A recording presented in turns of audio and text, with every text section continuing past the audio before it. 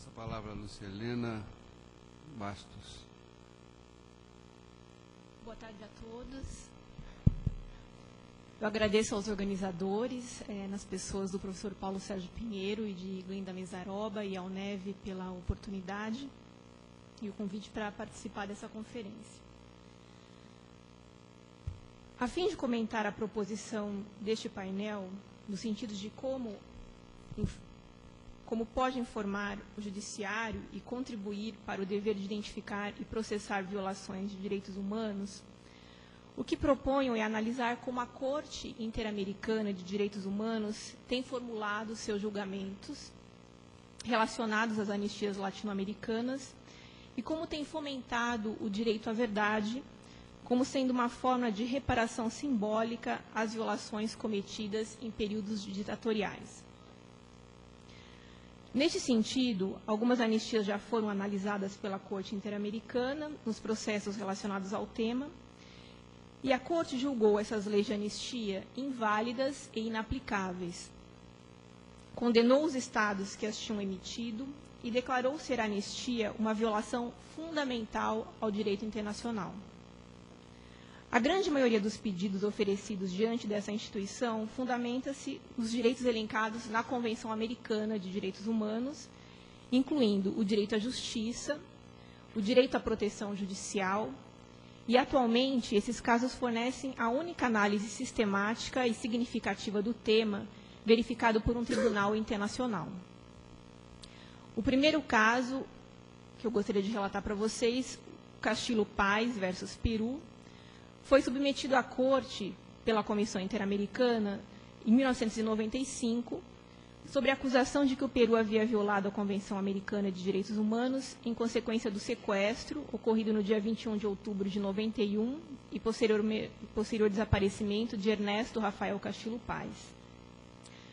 Na sentença de mérito emitida pela Corte em 97, importa ressaltar o valor dado ao direito à verdade e à informação em relação aos fatos do desaparecimento forçado. Nesse sentido, a Corte Interamericana se pronunciou, afirmando que o direito à verdade não estava expressamente previsto na Convenção Americana de Direitos Humanos, mas que se tratava de um conceito em desenvolvimento na doutrina e na jurisprudência, e que, no presente caso, poderia ser alcançado a partir da decisão da própria Corte ao estabelecer o dever do Peru de investigar os fatos que haviam produzido as mencionadas violações. Observa-se também que a própria sentença serviu de instrumento para a obtenção do direito à verdade, pois muitos dos seus fundamentos a respeito das práticas empregadas no caso foram provadas por meio de provas testemunhais que recontaram os acontecimentos da época. Este posicionamento foi mais uma vez retomado pela Corte por ocasião da sentença sobre reparações e custas de 98. Quando assinalou que a possibilidade de que as vítimas de violações de direitos humanos ou seus familiares demandem contra o Estado perante uma instância internacional e participem de um processo, constitui por si só uma forma de reparação ou de satisfação. O tema da lei de anistia peruana aparece assim na referida sentença sobre reparações e custas, pois durante a audiência pública, a comissão e os familiares da vítima acrescentaram o fato de que pareceria ao governo do Peru que a Corte não poderia ordenar a investigação sobre o desaparecimento da vítima, porque existiriam duas leis de anistia, as quais constituiriam um obstáculo ao cumprimento das obrigações internacionais do Estado. Ao ser apontado no âmbito das definições sobre reparações e não no mérito propriamente dito, a discussão sobre as anistias peruanas foi ofuscada e a posição da Corte foi cautelosa e restrita, no sentido de que a obrigação de investigar era invocada expressamente pelos familiares das vítimas e que, portanto, exigia-se do Peru que removesse qualquer obstáculo legal que impedisse a investigação e eventual sanção.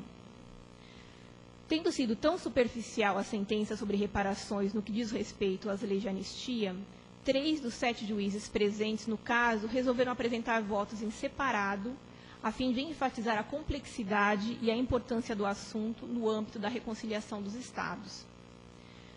Estes votos reforçaram o entendimento de que a doutrina contemporânea, em matéria de reparações às violações de direitos humanos, tem estabelecido a relação entre o direito à reparação, o direito à verdade e o direito à justiça, que se inicia com o acesso à justiça. Direitos esses cuja realização se vê obstacularizada por medidas de direito interno, tal como as chamadas autoanistias, que conduzem a uma situação de impunidade. Posteriormente, no caso Barrios Alto versus Peru, que se refere a um atentado ocorrido em 91, no qual 6 indivíduos armados adentraram em um prédio na região de Barrios Altos, na cidade de Lima, sendo que naquele local havia uma reunião de pessoas para coletar fundos para a reforma de um edifício. Esses indivíduos, com as faces cobertas, obrigaram as vítimas a deitarem-se no solo e atiraram indiscriminadamente por aproximadamente 2 minutos, assassinando 15 pessoas e deixando outras 4 gravemente feridas. As investigações judiciais revelaram que os envolvidos no ato criminoso trabalhavam para o Serviço de Inteligência Militar do Peru e que estavam agindo sob ordem de um esquadrão da morte, conhecido como Colina Group. E as informações indicavam que aquele ato havia sido executado em represália aos membros do grupo guerrilheiro Sendero Luminoso. O processo do caso Barrios Alto foi iniciado em 2000, na Corte Interamericana, e em 2001 o Peru aceitou oficialmente a sua responsabilidade internacional e propôs uma solução amigável à questão. O Peru reconhecia que o grande obstáculo referia-se às leis de anistia, porque elas impactavam não somente a violação do direito de acesso à justiça, mas também o direito à verdade. Assim, o Peru propôs aos peticionários a assinatura de um acordo quadro, com base em 3 pontos principais. Primeiro, a identificação de mecanismos para esclarecer os fatos que fundamentavam a petição. Segundo, análise da viabilidade de punir os responsáveis, tanto no âmbito penal quanto administrativo. E terceiro, um acordo específico sobre as reparações. A Comissão Interamericana congratulou o Peru por sua atitude no sentido de buscar uma solução pacífica para o caso, afirmando que se tratava de uma oportunidade histórica para se avançar na consolidação do direito internacional dos direitos humanos, com base na adoção de medidas domésticas para contribuir no combate à impunidade. Na opinião da Comissão Interamericana, o caso representava um sério exemplo de execução extrajudicial cometida por agentes do governo e de uma forma ilegal e clandestina, mas se tratava também de uma questão relacionada à imposição de mecanismos legais para se evitar que os fatos fossem conhecidos e impedir que os responsáveis fossem punidos. Portanto, não se tratava apenas do que havia ocorrido em Barrios Alto, mas sim da atitude que havia sido tomada pelo governo peruano posteriormente ao fato, quando ele violou suas obrigações internacionais ao adotar leis de anistia, cujo único propósito era garantir a impunidade dos seus agentes. A Corte Interamericana considerou que as leis de anistias adotadas pelo Peru criaram obstáculos para que os parentes das vítimas e os sobreviventes fossem ouvidos em juízo, violaram o direito à proteção judicial e impediram o esclarecimento dos fatos. E acrescentou também que a concessão da anistia leva à ausência de defesa da vítima e perpetua a impunidade. Portanto, esse tipo de anistia seria manifestamente incompatível com os propósitos e o espírito da Convenção Americana. O terceiro caso, Almonacid Arellano e outros, versus Chile, foi proposto pela comissão em 2005, e na sentença de mérito e reparações de 2006, a Corte fez uma análise profunda sobre as leis de anistia face aos crimes contra a humanidade e se utilizou dos conceitos do direito internacional penal e da jurisprudência dos tribunais internacionais penais para a ex-Iugoslávia e Ruanda, mostrando-se assim em harmonia com a tendência atual de avaliar pontualmente as particularidades da respectiva lei de anistia. A Corte passou a adotar a postura de que o direito internacional e a prática doméstica dos Estados, em determinados momentos, permitem e até em certos casos requerem a aplicação das anistias. O direito internacional expressamente promove o uso da anistia ao final de um conflito armado, e tal encorajamento é codificado em um dos principais documentos do direito internacional humanitário. No entanto, essas anistias devem ser analisadas de forma distinta daquelas relacionadas às violações dos direitos humanos e aos crimes contra a humanidade. Sobre a questão das anistias, um recente posicionamento do Comitê Internacional da Cruz Vermelha a respeito das Convenções de Genebra confirmou que as anistias mencionadas no Protocolo Adicional número 2, de 77, foram feitas para serem aplicadas somente àqueles que participaram das hostilidades e não para aqueles que violaram o direito internacional. O quarto e último caso, o Lacantuta versus Peru, foi proposto em 2006, e na sentença de mérito e reparações, também ao final de 2006, a Corte consolida o seu entendimento sobre as leis de anistia ao fundamentar o seu julgamento nos casos anteriormente citados. Assim, a Corte afirma que já havia examinado o conteúdo e o escopo das leis, no caso Barrios Alto, ao considerar que tais leis eram contrárias à Convenção e, consequentemente, não tinham efeitos legais. A Corte também se vale do julgamento anterior, no caso Amonacid de Arellano, para reafirmar a violação à Convenção e considerar que um Estado não pode se negligenciar ao dever de investigar, identificar e punir pessoas responsáveis por crimes contra a humanidade, simplesmente por emitir leis de anistia ou outras medidas domésticas similares. Consequentemente, os crimes contra a humanidade não são suscetíveis à anistia. Fazendo as considerações finais sobre a abordagem da Corte no que concerne ao julgamento e à verdade.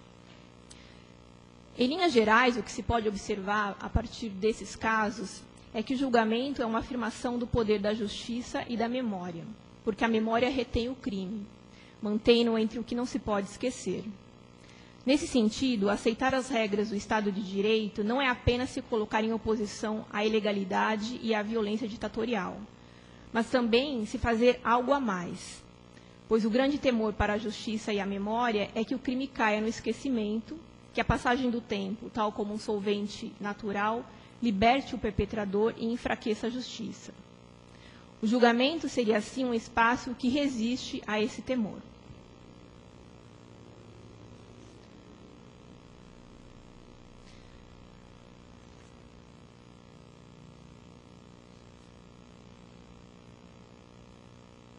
Mas, diante dessa necessidade de abordar a visão da vítima, que tipo de processo levará aos resultados esperados? Um aspecto dessa resposta trata das modalidades de reparação. Estas deveriam enfatizar o aumento da dignidade das vítimas e o reconhecimento público do mal causado a elas, assim como na compensação monetária, na provisão de serviços públicos e no acesso às informações. Considerando que a reparação trabalha com medidas legais, algumas percepções sobre o que uma reparação efetiva representa podem ser apuradas por meio de um procedimento jurisdicional, como no caso da Corte Interamericana, pois as pessoas valorizam a oportunidade para apontar suas posições, a dignidade dada à pessoa durante os procedimentos e os traços simbólicos do processo, o grau de controle da pessoa sobre o procedimento, são todos percebidos como componentes da justiça. Assim, as conclusões sugerem que qualquer procedimento centrado na vítima deve dar grande ênfase ao relato, para que as pessoas possam ser capazes de contar suas histórias diante de um juiz ou de uma autoridade formal, considerada neutra e atenta ao relato dos fatos, porque muitas vezes o tratamento respeitoso torna-se mais importante do que a reparação pecuniária. Essa afirmação demonstra a utilidade do reconhecimento público do erro, dos monumentos, das comemorações e de outras formas simbólicas de reparações, como métodos importantes em uma abordagem voltada à vítima,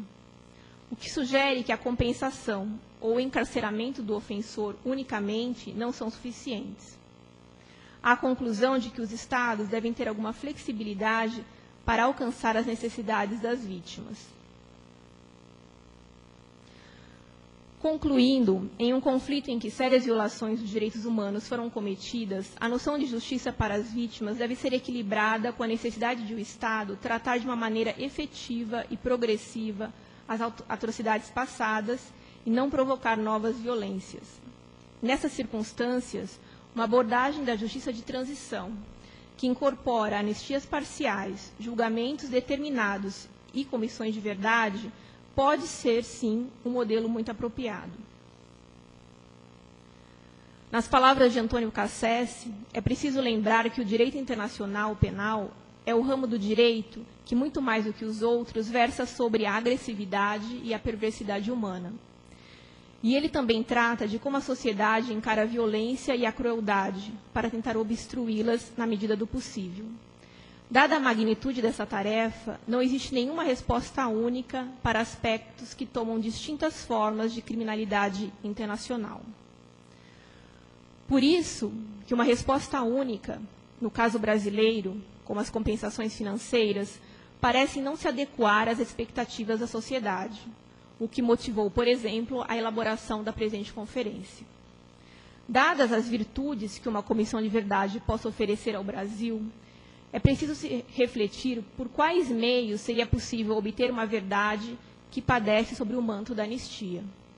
Assim, é de vital importância o processamento da arguição de descumprimento de preceito fundamental, a DPF 153, que contesta a interpretação do artigo 1º, parágrafo 1º, da Lei 6.683 de 79, a Lei de Anistia, no sentido de se considerar como conexos e igualmente perdoados os crimes de qualquer natureza relacionados aos crimes políticos ou praticados por motivação política no período de 2 de setembro de 61 a 15 de agosto de 79. Dessa forma, a OAB solicita ao STF que apresente uma interpretação mais clara desse trecho da lei, de maneira que a anistia, concedida aos autores de crimes políticos, não se estenda aos crimes praticados por agentes públicos acusados de homicídio, desaparecimento forçado, abuso de autoridade, lesões corporais e lesões corporais contra os opositores. Assim, considera-se que o mecanismo institucional mais efetivo para se evitar a impunidade é a combinação de uma ação mais incisiva e completa, que envolva perdão, comissões de verdade, anistias restritas e também punição aos crimes mais graves.